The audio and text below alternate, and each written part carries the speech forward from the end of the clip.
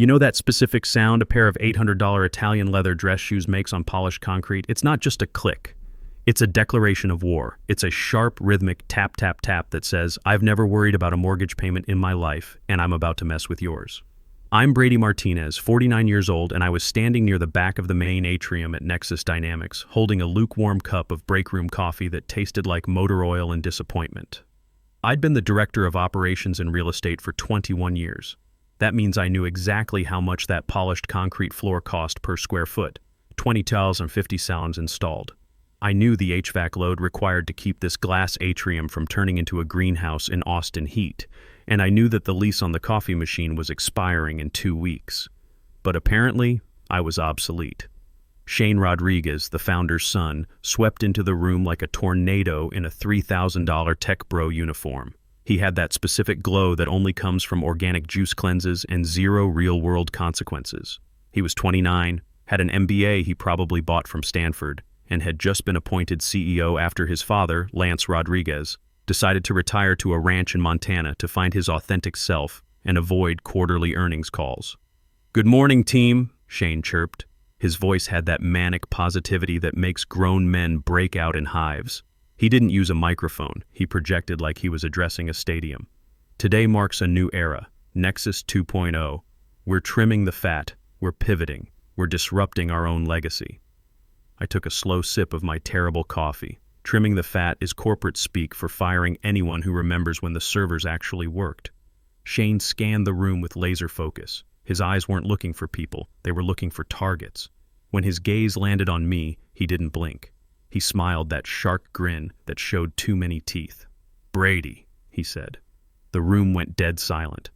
You could hear the hum of the vending machines in the hallway. "Step forward, please." I didn't move immediately. I adjusted my glasses, smoothed the front of my navy polo shirt, bought at Costco on sale 3 years ago. Practical, durable, invisible. I walked to the front of the room in my work boots, making no noise compared to his designer shoes. "Everyone," Shane gestured to me like I was a museum exhibit of an extinct species. "This is what I'm talking about. The old guard, the stagnant bureaucracy. Brady here has been managing our facilities since before TikTok existed, and frankly, we don't need managers anymore. We need visionaries. We need agility." He turned to me, dropping the smile. "Brady, consider this your notice, effective immediately. We're outsourcing operations and facilities to a cloud-based firm in Silicon Valley. They're cheaper, faster, and frankly, more innovative." A murmur rippled through the crowd. I saw Sarah Miller, the company's general counsel, standing to Shane's right. Sarah was a good lawyer, but she looked nervous. She knew this was a potential age discrimination lawsuit wrapped in a wrongful termination bow, but she was too scared of the new vision to speak up. "You want me to leave now?" I asked. My voice was steady. "I don't yell. I solve problems." "Right now," Shane said, checking his Apple Watch, "security will escort you. Leave your laptop. And please don't make a scene. It's so analog." I nodded slowly, calmly. I didn't get angry. I didn't beg. I didn't shout about my 21 years of loyalty or the time I came in at 2 a.m. because a water main burst in the server room and I was the only one with the emergency contractor's number. I simply reached into my canvas messenger bag. "Very well," I said. "If I'm no longer the director of operations, I suppose I shouldn't be holding on to these." I pulled out a heavy brass ring. It wasn't a digital key card. It was a physical, old-school key ring with about 20 master keys on it. Keys that looked like they belonged in a maximum security facility. I placed them gently on the sleek glass podium in front of Shane. Clink. "The master set," I said quietly. "Campus access, warehouse, perimeter, server rooms, and executive suite override." Shane rolled his eyes. "Cute. We use key cards, Brady. Keep your antiques as a souvenir." But Sarah Miller finally looked up from her shoes. Her eyes locked onto that brass ring. Specifically, she was looking at the small red tag attached to the largest key. The color drained from her face like she'd been hit with cold water. "Shane," Sarah whispered. It was a strangled sound. "Shane, those aren't just facility keys." "Quiet, Sarah," Shane snapped. He waved at security. "Get him out of here." 2 guards, guys I'd hired myself, guys whose kids' names I knew, stepped forward looking apologetic. "Sorry, Mr. Martinez," one mumbled. "It's fine, Jason," I said. "You're just doing your job." I turned back to Shane one last time. He was already looking at his phone, bored with his own power play. He had no idea what he'd just done. He thought he was throwing out the trash. He didn't realize he was throwing out the load-bearing wall of the entire operation. "Good luck with the cloud-based management," I said. "I hear the reception is terrible in the basement." I walked out without looking back. But as the glass doors slid shut behind me, I saw Sarah frantically grabbing the keyring, her hands shaking as she brought it close to her face to read the tag. I knew what it said. I wrote it there myself 13 years ago. Property of Lone Star Holdings, LLC. Owner use only. Shane had wanted a show. He wanted to prove he was the boss. Well, he certainly proved something. He proved that you should never fire the person who holds the keys until you know exactly whose locks they open. And he was about to find out that Nexus Dynamics didn't actually own the ground he was standing on. I did. To understand why Sarah the lawyer looked like she was about to lose her lunch, you have to understand the history of Nexus Dynamics. Or rather, you have to understand Lance Rodriguez's relationship with paperwork, which was about as healthy as a smoker's relationship with his lungs. 21 years ago when I started, the company was just a chaotic startup in a leased warehouse. Lance was a genius engineer and a terrible businessman. He treated tax law like a suggestion and viewed paperwork as a personal insult. He wanted to build cybersecurity solutions and buy vintage motorcycles. He did not want to deal with property taxes, zoning permits, or liability insurance. I was fresh out of the Navy then, 28 years old with an engineering background and a healthy respect for proper documentation. The military teaches you that paperwork saves lives and careers. Lance hired me as a facilities manager because I was the only guy who showed up to the interview with a 3-ring binder full of questions about the building's infrastructure. About 8 years into my tenure, Nexus exploded. We were drowning in government contracts and needed to expand fast. Lance wanted to buy a massive campus in Austin, 4 buildings, a data center, and a secure testing facility. It was a $35 million acquisition, which was serious money back then. But Lance had a problem. He was personally leveraged because of a messy divorce. Shane's mom had taken the lake house and half the stock options. Lance kept the debt, and the company's credit rating was shaky because he kept missing quarterly filings. The man could build encryption algorithms that would make the NSA weep, but he couldn't remember to file a Form 10-K. Banks weren't exactly lining up to lend Nexus the full amount for the real estate. I was sitting in the conference room, the old one that smelled like stale donuts and broken dreams, watching Lance have what could only be described as a controlled meltdown. He was throwing stress balls at a whiteboard because the bank wanted a bigger down payment than he could scrape together. "I don't have time for this," Lance shouted, his hair looking like he'd been running his hands through it for hours. "I need that facility. We have classified equipment sitting in a rented garage that floods every time it drizzles. Brady, fix it." "Fix the bank's lending criteria?" I asked, looking up from my notepad where I'd been calculating square footage costs. "Fix the ownership structure," he said, spinning around to face me. "I don't care who owns it, I just need to use it. Set up a shell company, set up a trust, set up a lemonade stand, I don't care. Just get the deed signed so I can move the equipment in before the next thunderstorm." That was the moment, the golden opportunity that would change everything. See, Lance didn't care about assets. He was an engineer's engineer. He cared about function, not form. He viewed real estate as a necessary evil, something you had to maintain, insure, and pay taxes on. He wanted the utility of the building without the headache of ownership. So I proposed a solution, a strategic, holding entity that would handle all the boring real estate stuff while he focused on the fun engineering problems. "What if," I said, pulling out a legal pad, "we create an LLC specifically to hold the property? This entity purchases the land, assumes all the liability, and leases it back to Nexus on a triple net basis. That keeps the mortgage off your balance sheet, improves your debt-to-equity ratio for future investors, and gives you operational control without ownership hassles." Lance's eyes lit up. "You can do that?" "It's perfectly legal. Companies do it all the time for tax and liability purposes. How long would it take?" 2 weeks to set up the LLC, another month to structure the purchase." Lance didn't even pause. "Do it. Whatever paperwork needs signing, just put it in front of me. I trust you to handle the details." And that, right there, was Lance Rodriguez in a nutshell. Brilliant man, but he treated legal documents like software licenses, something you scroll through quickly and click, "I agree," without reading. I spent the next 2 weeks creating Lone Star Holdings, LLC. The name was deliberately boring. It sounded like every other generic Texas business entity. I filed the paperwork, established the bank accounts, and prepared all the purchase documents.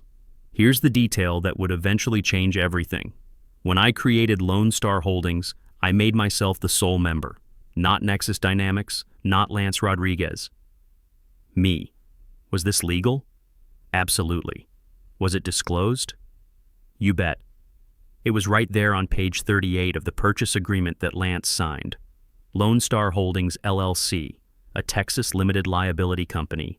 Sole member, Brady Martinez. The beautiful thing about disclosure is that it only works if someone actually reads what they're signing.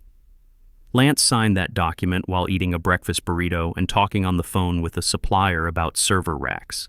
He saw improved debt ratio and operational control maintained, and his brain shut off. I put up my own savings for the down payment, about $200,000 from my Navy pension, and some smart investments I'd made over the years. The bank approved the loan because Nexus signed a 15-year lease agreement that guaranteed the mortgage payments, plus a healthy profit margin. Essentially, Nexus Dynamics was paying my mortgage while I built equity in prime Austin real estate. For 15 years, I played the part of the dutiful employee. I managed the buildings, fixed the equipment, negotiated contracts with vendors, and every month, like clockwork, Nexus wired $180,000 to Lone Star Holdings. And every month, Lone Star Holdings paid the mortgage and deposited the rest into a very healthy bank account.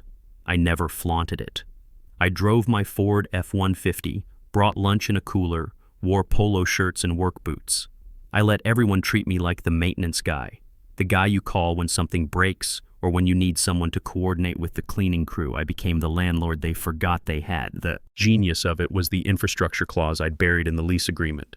Any permanent improvements made to the property, the fiber optic cables, the backup generators, the advanced cooling systems, the security infrastructure, became property of the landlord upon installation. Nexus paid for all the upgrades, but I owned them. By the time Shane showed up with his Italian shoes and his Nexus 2.0 vision, Lone Star Holdings owned not just the buildings, but the entire nervous system that kept the company running. So when Shane fired me, he didn't just terminate an employee. He fired the guy who controlled the off switch for the entire operation, and I was about to show him exactly what that meant.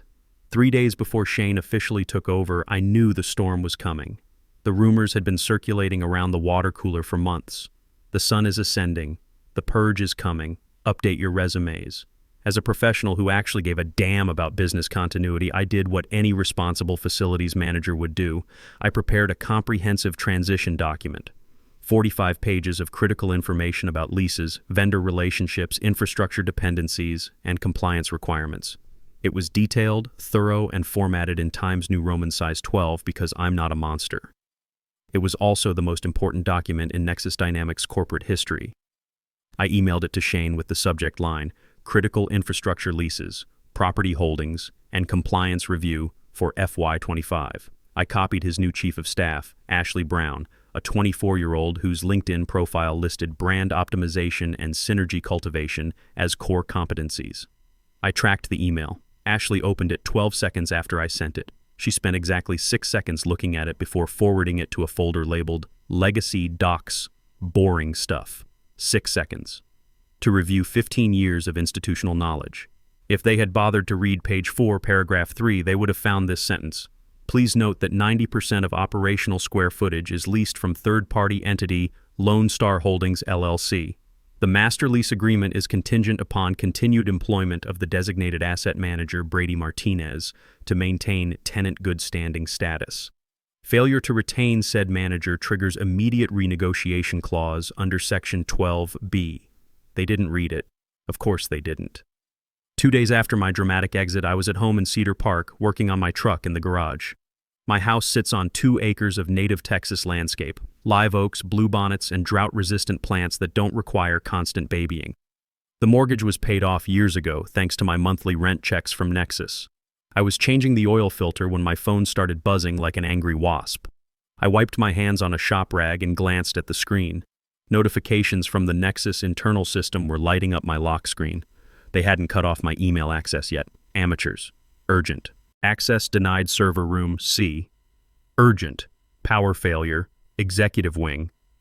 Urgent. Security badge. System offline. Urgent. HVAC. System unresponsive. I smiled and took a sip of my beer.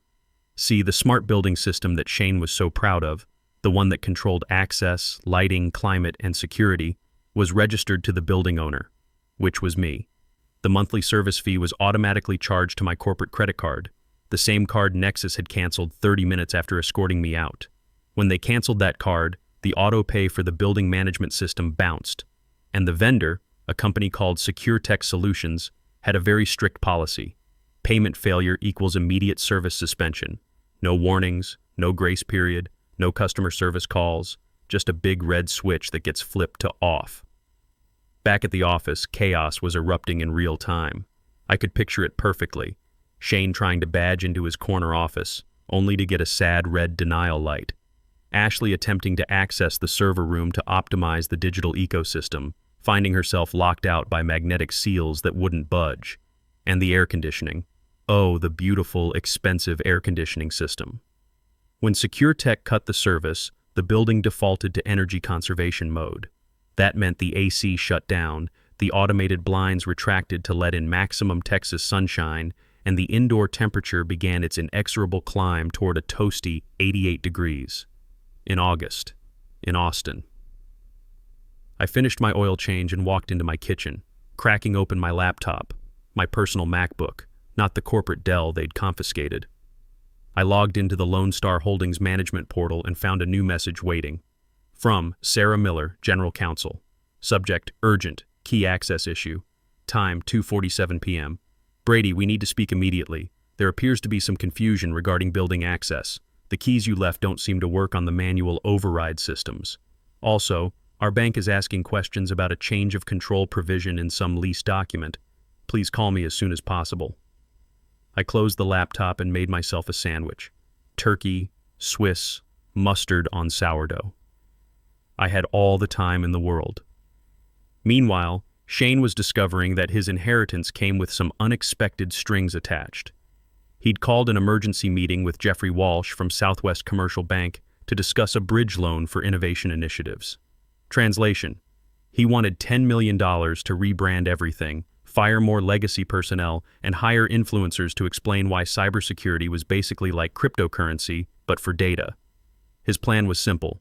Use the Nexus campus as collateral. Prime Austin real estate, worth at least $35 million on today's market. Should be easy money for a visionary like himself. So, Mr. Rodriguez, Jeffrey said, consulting his tablet in the sweltering conference room, you want to leverage the headquarters at 2400 Tech Ridge Drive as collateral for this loan. Exactly, Shane replied, fanning himself with a quarterly report. It's our flagship asset, represents our stability and growth trajectory. Jeffrey frowned at his screen, tapped it, frowned some more. Mr. Rodriguez, I'm seeing a discrepancy in our title search. What kind of discrepancy? Shane's voice had an edge to it. Well, according to county records, Nexus Dynamics doesn't actually own this property. Shane laughed, that sharp, disbelieving bark that rich kids make when reality doesn't match their expectations. That's ridiculous. My father built this place. I have ribbon-cutting photos. He may have cut the ribbon, Jeffrey said carefully, but the deed is held by an entity called Lone Star Holdings, LLC, and there's a no encumbrance clause that prevents you from using this property as loan collateral, since you're technically just the tenant. The silence that followed was probably visible from space. Who, Shane asked slowly, is Lone Star Holdings? Jeffrey consulted his file. The managing member is listed as Brady Martinez. If I could have seen Shane's face at that moment, I probably would have laughed until I cried. The dawning realization that the obsolete maintenance guy he'd just fired was actually his landlord must have hit him like a freight train carrying a load of irony. Brady, Shane whispered. The facilities guy? Apparently so, Jeffrey said, closing his briefcase. I'm afraid this loan application is denied. You can't pledge assets you don't own. Furthermore, looking at your lease agreement, it appears you're subject to a renegotiation clause triggered by management changes. You might want to contact Mr. Martinez about renewal terms." Shane sat there in his $3,000 outfit, sweating in his own conference room, finally understanding that he'd just fired the one person who could literally turn off the lights. And I was just getting started. I decided it was time to make things official. Not a phone call, not an email. I drafted a formal notice on Lone Star Holdings letterhead and had it hand-delivered by courier. To Nexus Dynamics Executive Team. From Lone Star Holdings LLC, RE, Notice of Lease Violation and Compliance Audit. Dear Tenant, it has come to our attention that the designated liaison, B. Martinez, is no longer employed by your firm. Per Section 12B of the Master Lease, this triggers an immediate compliance review. Please be advised that all building modifications made without owner approval must be reversed immediately. This includes unauthorized collaboration pods in the lobby, fire code violation, and the meditation garden installation, zoning violation. Additionally, pursuant to the gross negligence clause, current month rent is subject to a 15% penalty fee. Please remit payment of $27,000 immediately. Site inspection scheduled for Monday, 9 a.m. Master keys required. Sincerely, management. Shane's response was predictable. First came the panicked voicemails, then the desperate text messages, then the threats of lawsuits. I ignored them all. If the landlord wanted to communicate with his tenant, they could follow proper channels. Certified mail only, 5 to 7 business days response time. The real fun started when Shane hired a director of physical operations named Corey Davis to replace me. Corey lasted 36 hours before I had him fired through a combination of HVAC sabotage and strategic code enforcement calls. The city inspector who showed up Monday morning took one look at Shane's unauthorized lobby modifications and slapped a bright red condemnation notice on the front entrance. Building closed until compliance, Inspector Kevin Taylor announced. Fine is $2,500 per day payable to the property owner. That's when the board of directors finally got involved. Saturday morning, a black Tesla pulled into my driveway. Jennifer Wilson, chairwoman of Nexus's board, walked up to my front porch where I was enjoying my coffee and the morning bird songs. "Brady," she said, nodding respectfully. "Jennifer, nice day for a drive. You've made your point. Shane is inexperienced. He made a serious mistake." "A mistake is forgetting to file a quarterly report, Jennifer. Firing the guy who owns your building is corporate suicide." She smiled grimly. "Agreed. The board is meeting Monday. Emergency session. We want you there." "I don't work for Nexus anymore." "We know. We want you there as the landlord. We need to discuss terms of surrender." Monday morning, I walked into the Nexus boardroom, a room I'd maintained for 21 years but never sat in as an equal. Today, I took the chair at the head of the table. When I walked in wearing my best dress shirt and blazer, nobody challenged me. Shane was there, looking like he hadn't slept in a week. His designer clothes were wrinkled, his confidence shattered. The board members, 9 successful executives who controlled billions in government contracts, were all studying me with obvious respect. "Thank you for joining us, Mr. Martinez," Jennifer said. "Brady is fine, or you can call me landlord." Aaron Brown, a hedge fund representative, cut straight to business. "This situation is unsustainable. What do you want?" I slid a folder across the polished table. "I'm enforcing a contract that Nexus violated. You fired the required liaison. Simple breach of lease terms." "We can fight this," Shane said weakly. Sarah Miller, looking exhausted, spoke up. "Shane, I've reviewed everything again." Page 38. It was disclosed, signed, and board ratified. "We have no legal case. If we go to court, he evicts us during proceedings. We'd be bankrupt within 60 days. "So what do you want?" Jennifer asked directly. I leaned back. "I don't want my job back. I want partnership. Lone Star Holdings will forgive all violations and restore original rent rates. We'll reactivate building systems and handle compliance issues. In exchange, I want 8% equity in Nexus Dynamics and a board seat." "8%?" Shane shouted. "That's millions. It's cheaper than relocation," I said calmly, "and cheaper than bankruptcy. Your infrastructure is hardwired into my property. You can't move without starting completely over." I stood up. "One more condition. I need management I can work with. People who read emails and understand that infrastructure matters as much as innovation.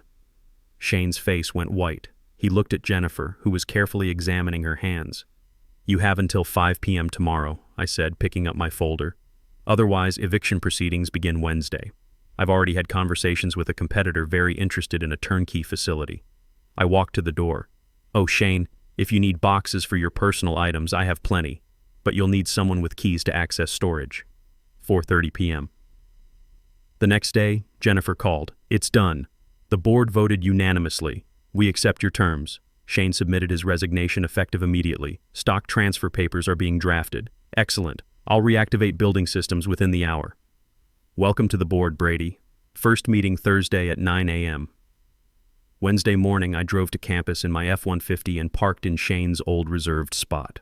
I walked through the lobby. Collaboration pods gone, proper seating restored, air conditioning humming efficiently. At the elevator, the doors opened and Shane walked out carrying a single cardboard box. We stood there for a moment, the entitled air and the man he'd underestimated. "You planned this from the beginning," Shane said, his voice hollow. "I didn't plan anything, Shane. I just built a safety net. You chose to cut the rope. I still have shares. Your father texted me congratulations this morning. Turns out he prefers dividends over drama." Shane tried one last time. "You're just a maintenance guy with good paperwork. You're not a visionary." I smiled. "Shane, visionaries come and go. They burn bright, pivot fast, disrupt everything. But the guy who owns the ground? He stays. Boring pays the bills. Boring keeps the servers running. Boring built this place while you were getting your MBA. I pulled out my new key card, matte black with gold lettering, Brady Martinez, board member. Security will escort you out. Try not to make a scene. It's so analog." Shane walked away, his Italian shoes clicking a defeated rhythm on the concrete. 3 months later, I'm sitting in my first board meeting as an equity partner, watching our new interim CEO, a competent woman named Lisa Garcia who actually reads her emails. Present quarterly numbers. Revenue is up 15% since Shane left. Funny how things improve when you stop disrupting everything that works. Shane? Last I heard, he's at some AI startup in San Francisco, probably learning that daddy's money can't buy competence. As for me, I'm exactly where I belong, making sure the foundation stays solid while the company grows. Because that's what we do. We build things that last. We read the fine print. We remember everything. And sometimes when someone mistakes quiet competence for weakness, we remind them who really holds the keys.